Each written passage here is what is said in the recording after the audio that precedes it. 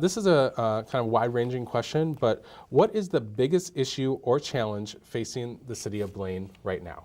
Okay, well, that's a great question, and actually that is very timely.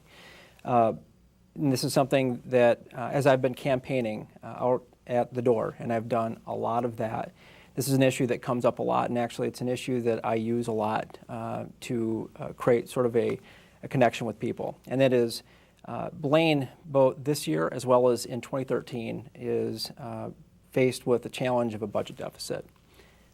This current year of 2012, that number, I don't know the exact number, but it was a fairly large number, somewhere between 2 and 4% of the total budget. And again, for next year, for 2013, we also have a budget deficit.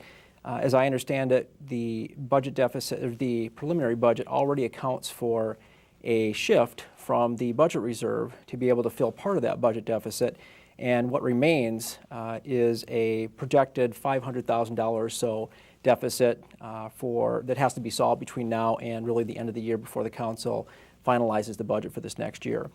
And I think it's worth noting that the $500,000 budget deficit that remains, if the council chooses to continue borrowing from the future, which is from our budget reserve to be able to fill that gap, that $500,000 budget gap that remains is roughly 2% of our total budget. So my view has been, and my view continues to be, and actually I'm hearing the same thing and a preference from those that I talk to at the door, that we need to prioritize and we need to find a way to cut a mere 2% from the budget for this next year. That would be, if I were on the council, that would be my position. That's how I would vote. So the budget deficits are a big thing. Related to that, there's a number of drivers behind this budget deficit. Certainly it would be denying reality if we didn't mention the fact that the economy and a decline in home values has driven a lot of this. There's no doubt about that.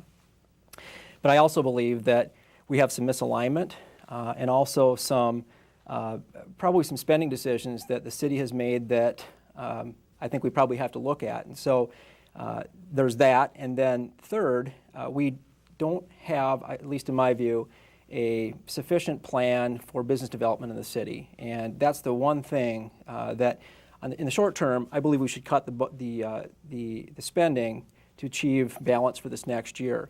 Longer term, we've got to focus on business development in the city to better balance the tax base so that we don't have these problems moving into the future. And more importantly, actually, that we have a stronger economy in Blaine locally. We've got to focus on business development.